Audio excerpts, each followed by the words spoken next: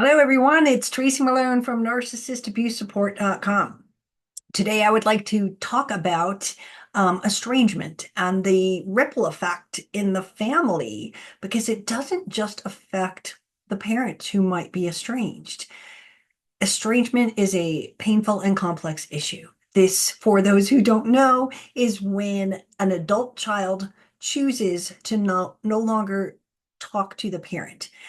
On my channel, I talk about the reason, which is narcissistic daughter or son-in-laws. Of course, there can be other reasons.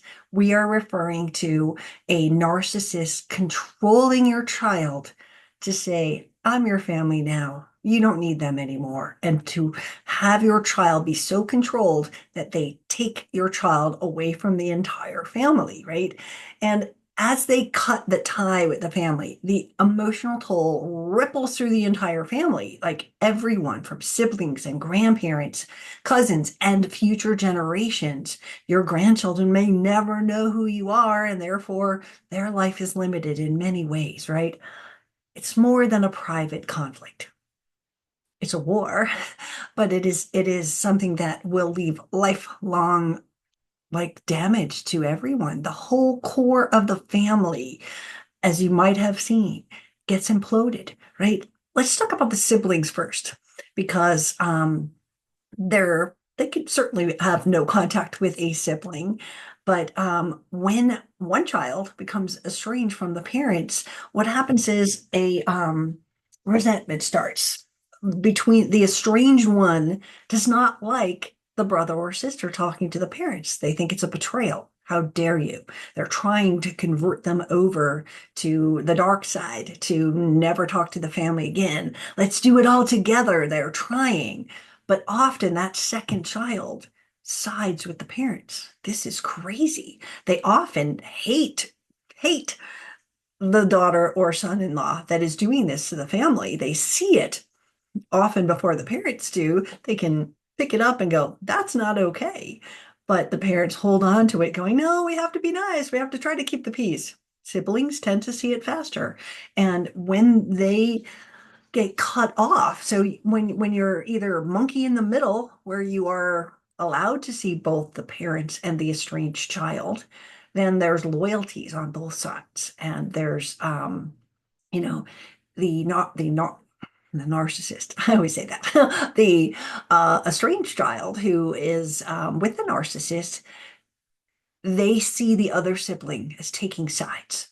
And then the narcissist tends to take them in and break that relationship because well, your brother or sister, they're not like supporting you, are they? And it's this is how narcissists like isolate. They have to isolate their victims so that they can control your child. So when all of this is happening, it's everywhere, right? But if you think about it, let's say we're talking adult children here, right? We're not talking about a 6-year-old. We're talking adult children who very well might have their own children, which we're going to talk about grandparents in a second.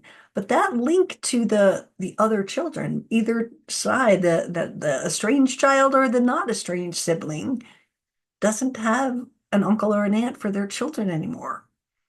See how it's not just one layer, it's everyone. And grandparents, for sure, are the next biggest thing, right? They're the most commonly affected by this because a lot of times I have seen with my clients is that they were the doting grandparents. They were the ones who took care of them and did everything probably for the first year or more, or babysat for years and years, right?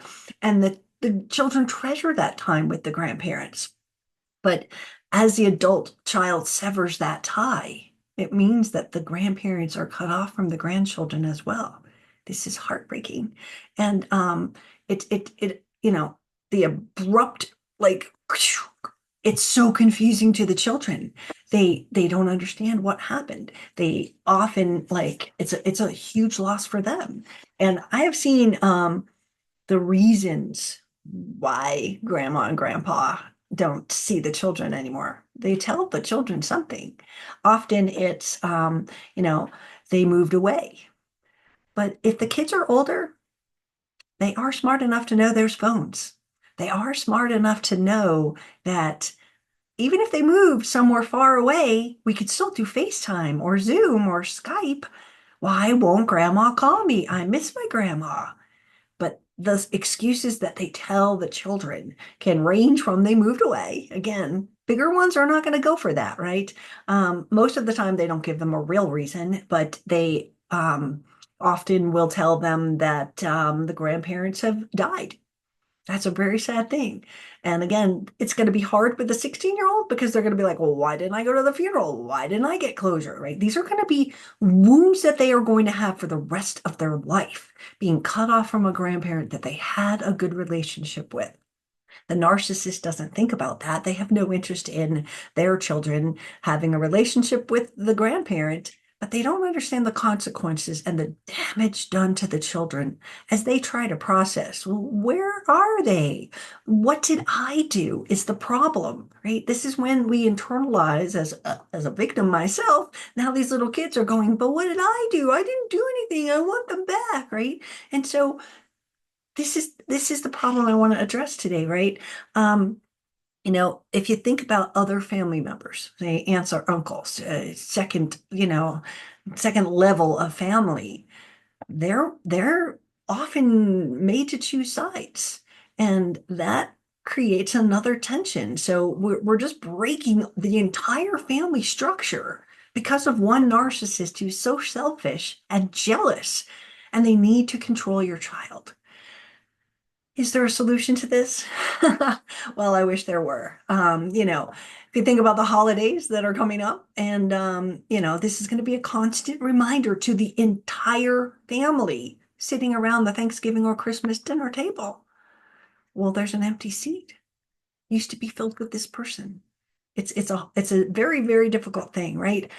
Estrangement doesn't sever one relationship. It severs an entire family structure. And what can we do about it? We have to learn to accept what we have to.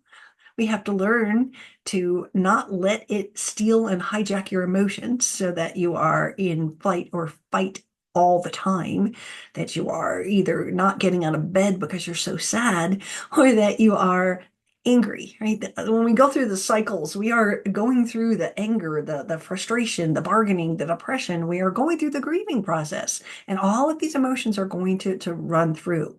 So your goal will be to figure out what triggers you to have these rumination memories, holidays for sure, birthdays, whatever. There's going to be things you need to prepare yourself for so that you can almost build up your armor to something like a special occasion and know I've got a plan, I'm doing this, and get through it. Because that first Christmas, that first Thanksgiving is going to be really hard. And some of you have been doing this for a very long time.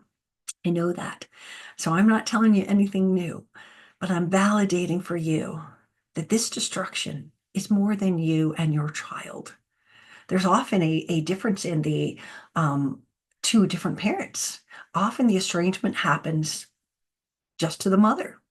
And mothers are more affected because they carried the child. They probably nurtured the child more than the other parent. But when our children are in this place of estrangement, we have no power. And so it is learning tools to get you through this. On my website, narcissistabusesupport.com, I'll put the link down below. I have a whole page on narcissistic daughter and sons-in-law and all kinds of information. I just finished writing a blog that I'm going to publish next week. So we have a lot of resources. So if you are struggling with estrangement, please visit my site and get some more answers. I'm always open to coaching and helping people. I coach them all over the world. So this is Trace Malone. I hope this helped, and I'll see you again on the next episode.